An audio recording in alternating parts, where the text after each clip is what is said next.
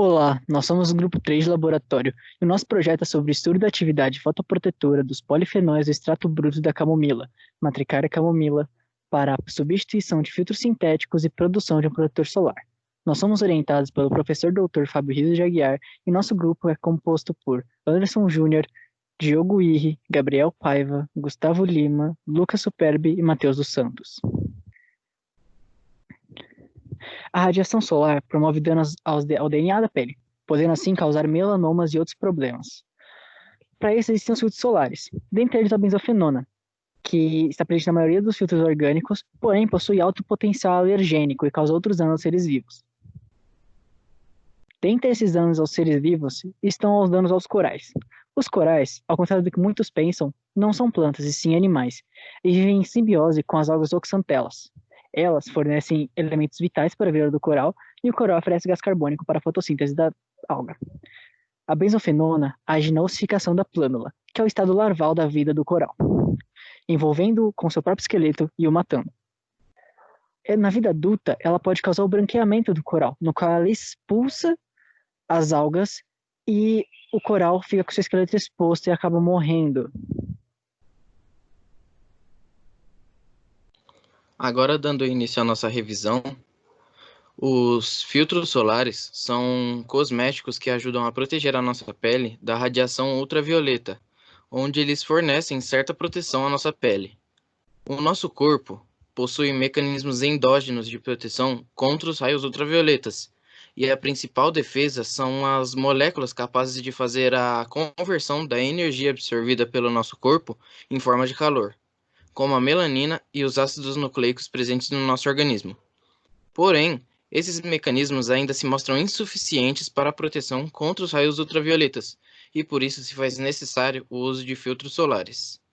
Existem filtros solares capazes de nos proteger através da absorção desses raios solares, e outros que realizam a proteção através da reflexão dos mesmos raios. E em razão disso, os filtros são classificados como filtros orgânicos e inorgânicos. Os filtros inorgânicos são caracterizados pela presença de componentes metálicos em suas formulações. Esses metais são normalmente o dióxido de titânio e o óxido de zinco, e graças à capacidade refletora desses metais, essas características se tornam um motivo de fotoproteção deles, que é a reflexão. Os filtros orgânicos são formados por moléculas que possuem compostos aromáticos com grupos carboxílicos e apresentam geralmente um grupo doador de elétrons. Essas moléculas orgânicas são capazes de absorver a radiação ultravioleta e transformar ela em energias menores para que não sejam nocivas aos seres humanos. Muitas empresas, para a potencialização dos filtros comercializados, fazem a síntese de compostos orgânicos e inorgânicos, criando assim filtros capazes tanto de absorver quanto de refletir raios solares.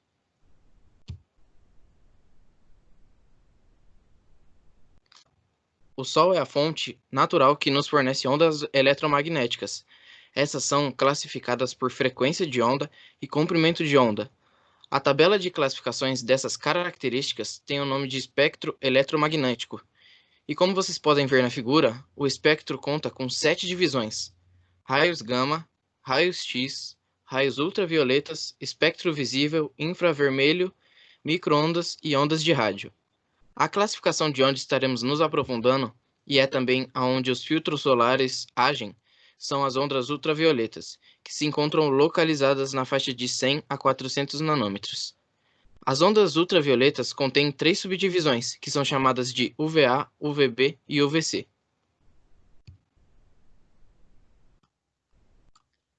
A benzofenona 3, também conhecida como 2-hidroxi-4-metoxibenzofenona, oxibenzona, metanona e difenucetona, é um composto derivado das benzofenonas. Sua molécula, por se tratar de um fotoprotetor sintético, ela possui uma aplicação na área da cosmética, na formulação de filtros solares químicos orgânicos. Suas principais propriedades, elas têm relação diretamente com os fatos anteriormente citados. Com isso, suas absorvâncias eficazes são nos raios UVB e nos raios UVA. A absorção dos raios UVC também está presente nesse composto. No entanto, em comparação com as demais, ela não se torna tão eficaz.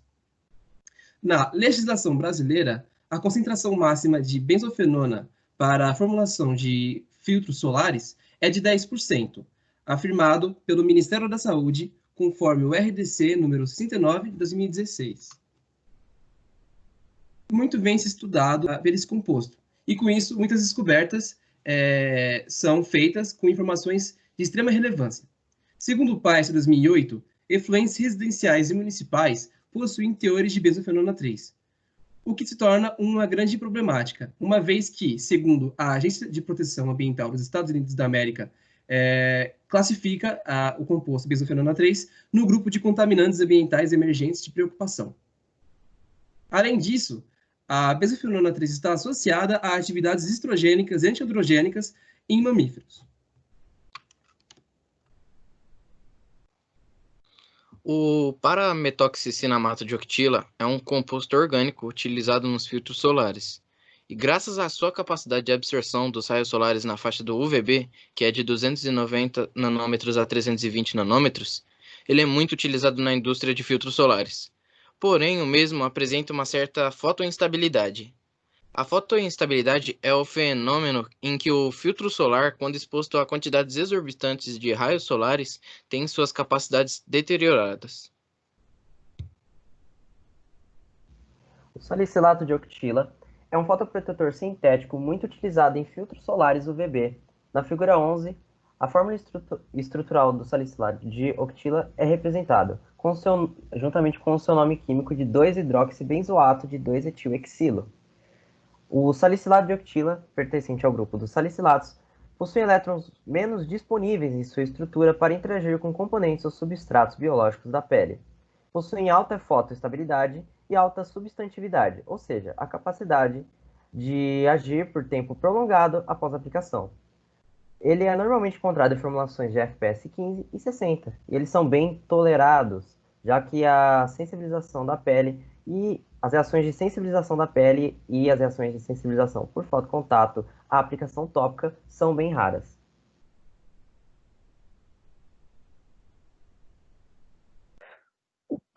Sair em 1979 relaciona os efeitos de dermatógeno com a intensidade da radiação entre 290 e 320 nanômetros, obtendo a tabela ao lado. Em 1986, Manchur e seus colaboradores criam uma fórmula que permite calcular o FPS in vitro, sem precisar testar em organismos vivos, sendo ela FPS igual ao fator de correção, que equivale a 10, vezes a soma do fator de dermatógeno entre 290 e 230 nanômetros, vezes a intensidade da radiação, vezes a absorbância. Se nós pegarmos os dois dados e compará-los, podemos perceber que a área destacada em vermelha da conta equivale a 1. Sendo assim, fica fator de proteção é igual ao fator de correção vezes a absorbância.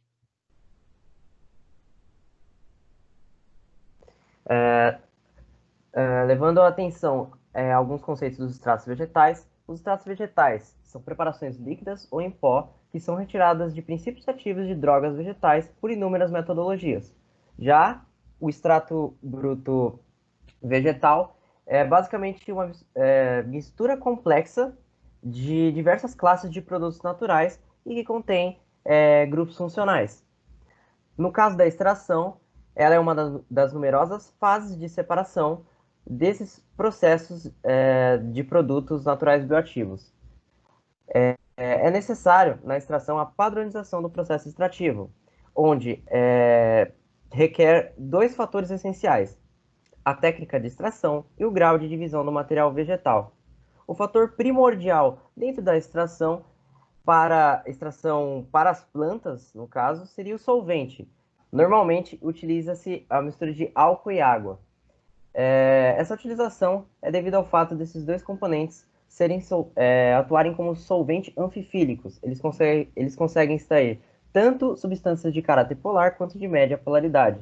Na figura 12, há a representação de uma das técnicas de extração mais utilizadas, que é a maceração estática. Utiliza-se normalmente o amofariz e o pistilo, a droga vegetal e o solvente a frio. Falando do nosso principal meio do nosso trabalho, nossa droga vegetal, a camomila. Ela é pertencente à família Asteraceae.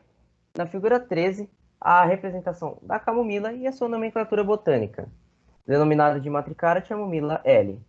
Ela é de origem do norte da Europa, porém, hoje em dia ela é cultivada em diversos países, incluindo o Brasil. Ela é muito conhecida por suas propriedades terapêuticas. Ela ajuda no combate a inflamações, úlceras, insônias, distúrbios menstruais, distúrbios intestinais, entre outros.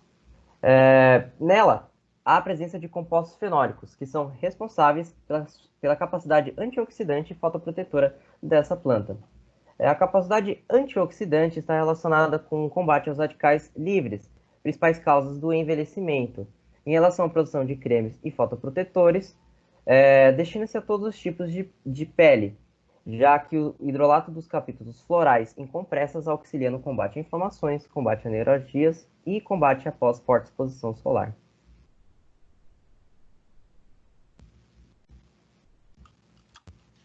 Polifenol é um grupo de moléculas que faz parte dos metabólitos secundários dos vegetais.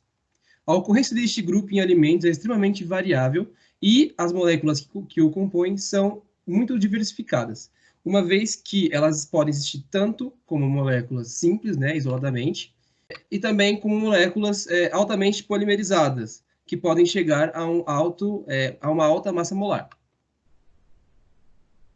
Os polifenóis são derivados de compostos fenólicos, tendo como presente os principais grupos, sendo flavonoides, taninos e ácidos fenólicos. Os flavonoides, eles também estão presentes nos metabólitos secundários de plantas e muito é estudado sobre esse grupo de moléculas, uma vez que eles possuem as propriedades antioxidantes e fotoprotetoras que se dão por conta da ligação direta de grupos hidroxilas com o anel aromático. Com essa informação, elas acabam sendo moléculas alternativas na aplicação do campo de filtros solares, uma vez que os fotoprotetores sintéticos possuem um alto potencial, tanto danoso para a saúde quanto para o meio ambiente. Na figura 17 é expressa sua estrutura base, que compõe 15 carbonos e uma molécula de 2-fenilbenzogama-pirano. Além de sua estrutura, os flavonoides são divididos de duas maneiras. Pelos substituintes do anel C, que, segundo Yoshida, 2016, os principais substituintes são a hidroxilação, metilação e a glicosilação, e também o nível de oxidação. Na tabela 2, está expressa as subclasses de flavonoides, que compõem também a cor, flavonoides representativos e suas fontes alimentares, na qual as principais subclasses dos flavonoides são a antocianina, flavanol, flavanona, flavona, flavonol e isoflavona. Este grupo apresenta dois picos de absorção máximo, sendo eles 240 e 280 nanômetros e 300 e 550 nanômetros. De acordo com o livro de 2012, os flavonoides como a pigenina e a rutina estão presentes na inflorescência da camomila, o que torna esse vegetal de grande importância para o estudo de aplicação de filtros solares. Falando mais especificamente da pigenina, ela é um membro da subclasse da flavona. Na figura 18, a representação da fórmula estrutural da pigenina e o seu nome químico de 4,5,7-trihidroxiflavona. Possui uma massa molar de 270,24 gramas vezes mol elevado a menos 1, possui uma baixa toxicidade intrínseca e ela não é mutagênica. Estudos de Das et al. 2013 comprova que houve a proteção dos queratinócitos humanos aos efeitos da radiação UVB utilizando a pigenina, provando que ela é sim um removedor de radicais livres. Alguns dos efeitos são os anti-inflamatórios, removedor de radicais livres e antivirais. Falando mais especificamente da rutina, ela é um membro da subclasse flavonol, na figura 19, a representação da fórmula estrutural da rutina e o seu nome químico de 3-O-rotinosídeo quercetina. Possui uma massa molar de 610,52 gramas vezes mol elevado a menos 1. Ela tem um elevado potencial antioxidante e uma capacidade de absorção de radiação. ela também é benéfica no combate de cânceres, de acordo com um estudo de Chen et al. 2013. Algumas limitações que ela possui mais na permeação cutânea e vai afetar também a sua biodisponibilidade. Apesar das limitações, ela é sim apropriada aos filtros solares, portanto, deve-se levar em consideração a capacidade de absorção e o seu elevado potencial antioxidante.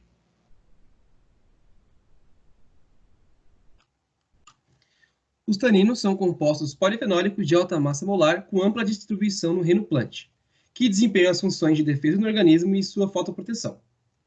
Os taninos eles podem ser classificados de duas formas, os taninos hidrolisáveis e também os taninos condensados. Para a classificação dos taninos hidrolisáveis, eles possuem uma característica em comum, que seria o grupo central que se passa por um glicídio esterificado.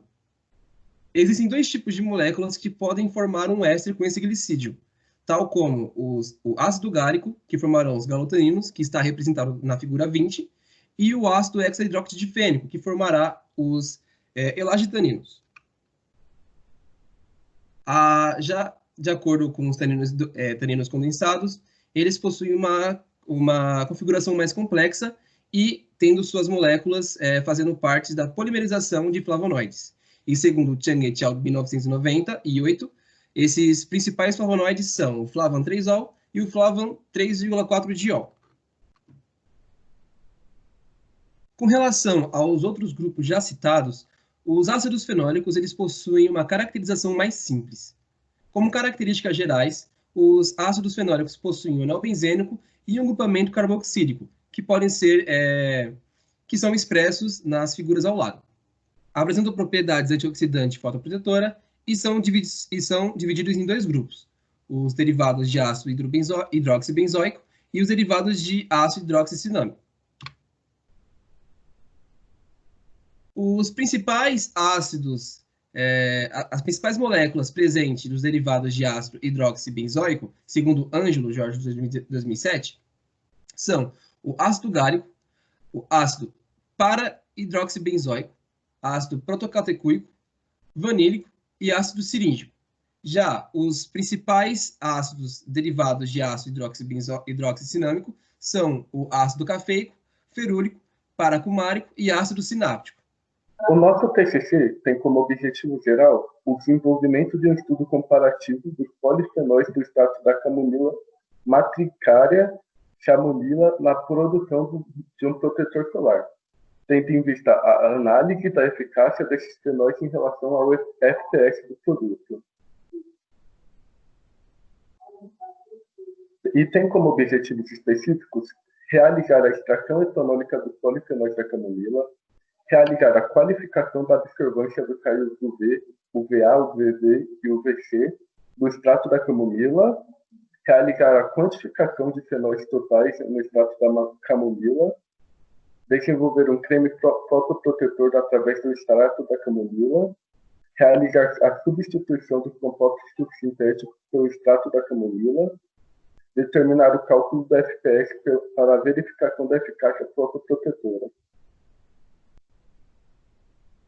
Dando início à metodologia, a extração foi adaptada por Cardoso et al. 2017. Deve-se levar em consideração que não deve haver desperdícios em relação ao lote da camomila. Por isso, o lote vai passar por uma extração exploratória.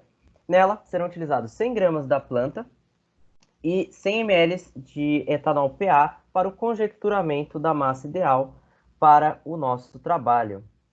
Após isso, parte do lote será levado à trituração, com o objetivo de aumentar a superfície de contato do conteúdo vegetal para uma solubilização de forma rápida e eficiente, utilizando-se por meio de um liquidificador. Após isso, o triturado passará para o processo da maceração estática, onde será transferida para um frasco limpo e higienizado, e será adicionado como solvente o álcool etílico PA e a água destilada na proporção 7:3 volume por volume. Após isso, esse frasco será mantido fechado ao abrigo da luz por 7 dias. Após uma semana, o conteúdo do frasco será transferido para o banho de ultrassom, para um maior rompimento celular do substrato, e isso vai possibilitar um melhor rendimento e pureza. Essa etapa será realizada por 30 minutos, e após isso, será realizada a filtração a vácuo com a utilização do papel de filtro para separação de resíduos e posterior segregação do solvente através do fenômeno de evaporação, obtendo assim o extrato bruto.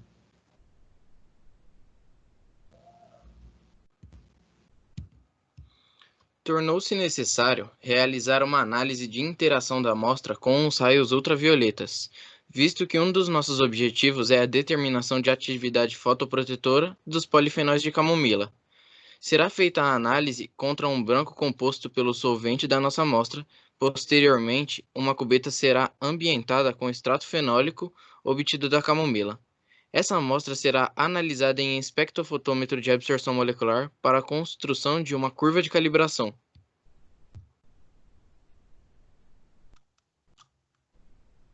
Na quantificação de polifenóis totais, serão realizadas 3 etapas com base na metodologia descrita por Lima et al. 2016 e Menescal et al. 2016.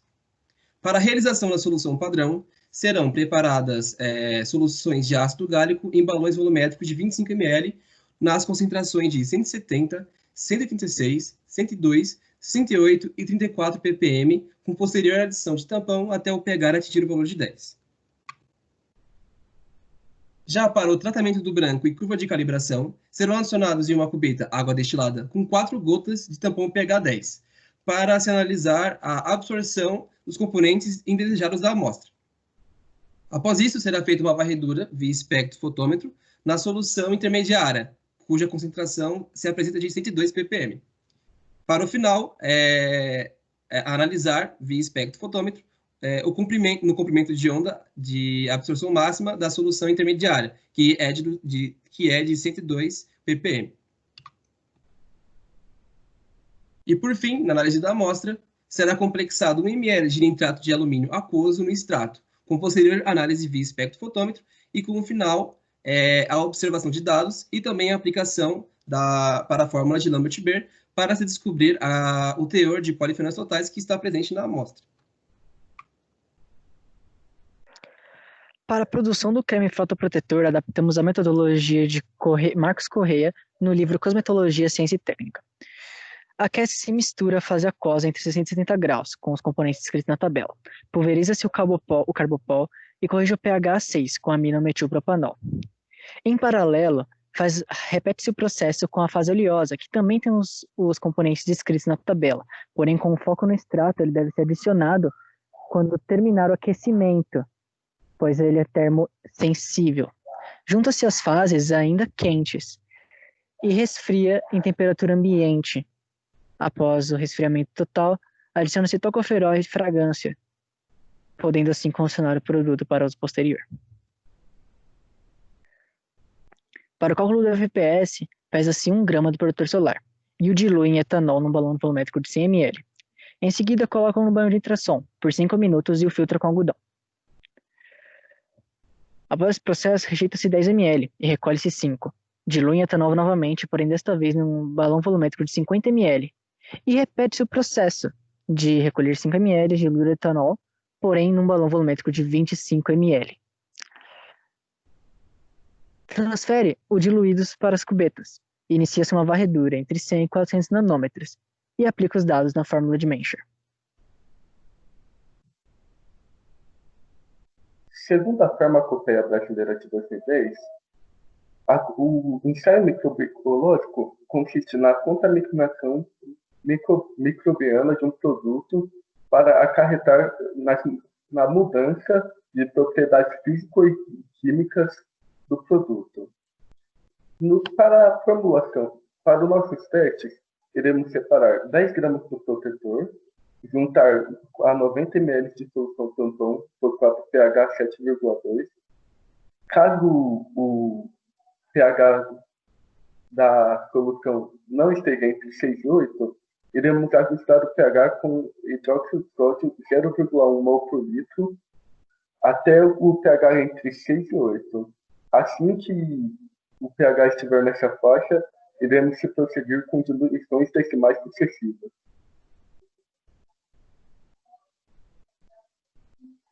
Iremos adicionar 0,1 ml dessa amostra preparada nas placas de agar caseína de soja e agar saborado e dextrose. Iremos incubar as placas com agar caseína de soja a 32 graus e meio, com variação de 2,5 graus acima ou abaixo por 3 a 5 dias. E agar saborado dextrose por 22 graus e meio, com variação de 2,5 graus por 5 a 7 dias. E prosseguiremos com o cálculo do número de unidades de formação de colônia por grama. Nos ensaios físico-químicos, iremos testar a estabilidade do produto, com os seguintes testes propostos: estresse térmico, cor, odor, pH e densidade.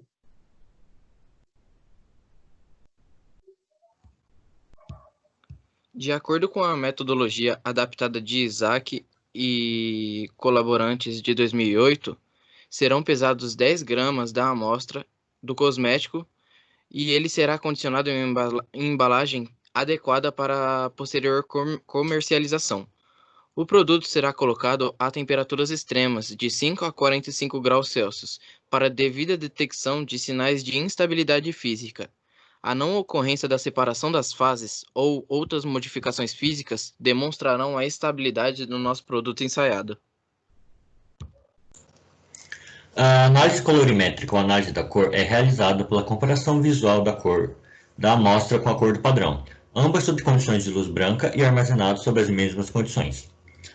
Cerca de 5 gramas da amostra deve ser condicionada em frasco igual com a aplicação de uma fonte de luz branca e natural. Cerca de 1,5 gramas da amostra deve ser diluída em água destilada na proporção de 1:1 e deve se submeter à colorimetria espectrofotômetrica e varredura na região do visível e comparar com o padrão.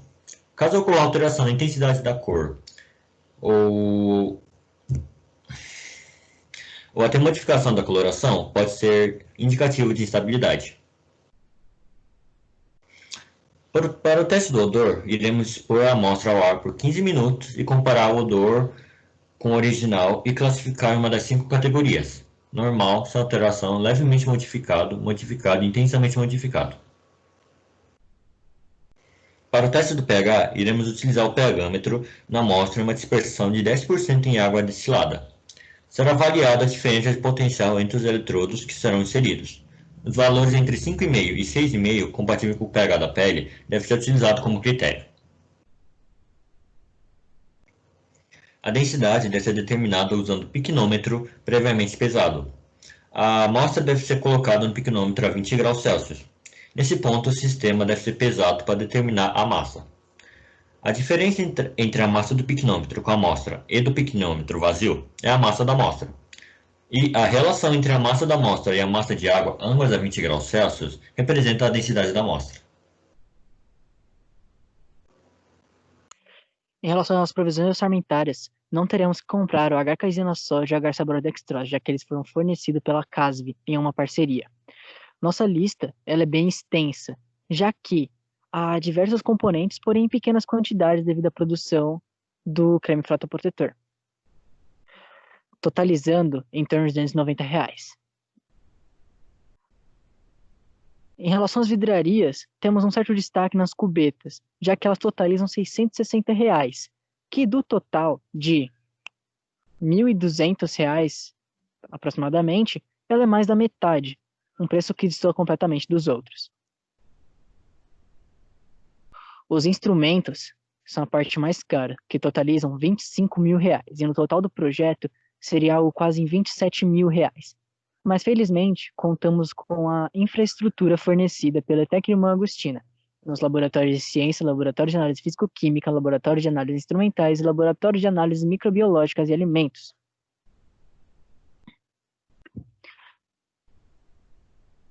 Toda a parte teórica do artigo será feita até novembro, onde também começaremos a parte prática com a apresentação prevista para dezembro. Gostaríamos de agradecer aos familiares e amigos que nos acompanharam nessa jornada, ao coordenador do curso de Química, professor Dr. Klaus Engelmann, ao orientador, professor Dr. Fábio Riso de Aguiar, as coorientadoras e ministrantes da disciplina do Projeto de Desenvolvimento do Trabalho de Conclusão de Curso, professora Thaís Tassiano dos Santos e professora doutora Aline Alves Ramos, e também a professora mestra Márcia, por nos auxiliar com a formulação do CREM. Gostamos de agradecer ao corpo docente e administrativo da ETEC Irmã Agostina e à CASV pelo fornecimento dos meios de cultura para a realização do ensaio microbiológico. E essas são as nossas referências.